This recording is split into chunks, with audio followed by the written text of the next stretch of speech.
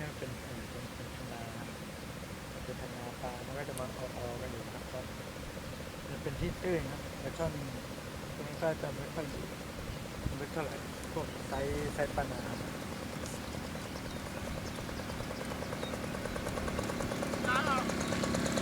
ได้ครับตัวเล็กตัวพอได้ครับ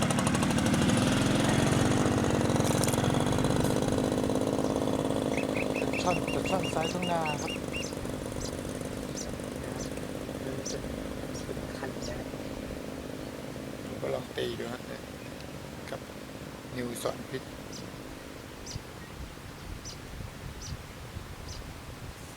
ก็โอเคครับนิวสอนพิษกับหมายช่อนทุ่งนาครับเยี่ยมครับ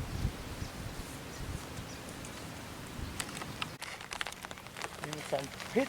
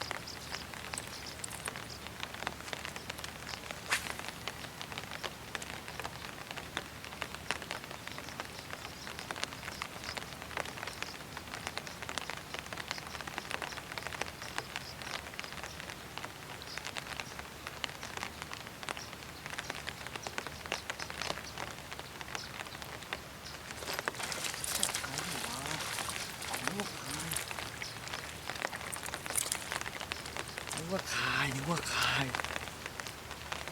มันกัดแล้วมันนิ่งหายไปพอเราลองกอสายกลับมาฮะมีแรงกระแทกตึ๊ดชัดเลยอยู่แน่นอนนี่ฮะนิวสอนพิษเต็มปากเต็มคำเลยช่อนนาครับไซส์กันลังเนี่ยครับตอนนี้ก็ฝนตกพรำๆด้วยฝนตกแบบนี้ก็ถือว่าก็ยังโอเคอยู่ครับมันไม่ได้ตกหนักมากมันยังทำให้แบบปลายังได้ยินเสียงแอคชั่นของเหยื่ออยู่ครับแล้วด้วยที่สอนพิษเป็นใบเคาะก็เลยมีเสียงที่เล้ามันได้ดีครับกับปลาช่อนนากับยางนิวสอนพิษเยี่ยมครับปลากับยางนิวสอนพิษครับ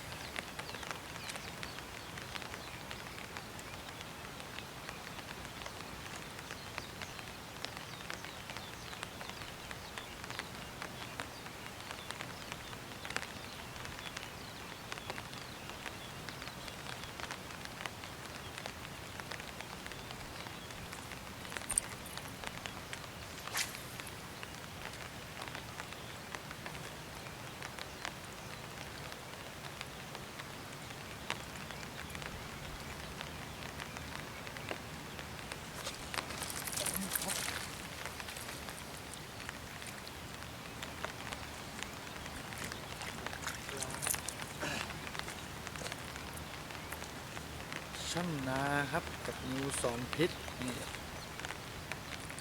นะช่อนนานิวสอนพิษครับ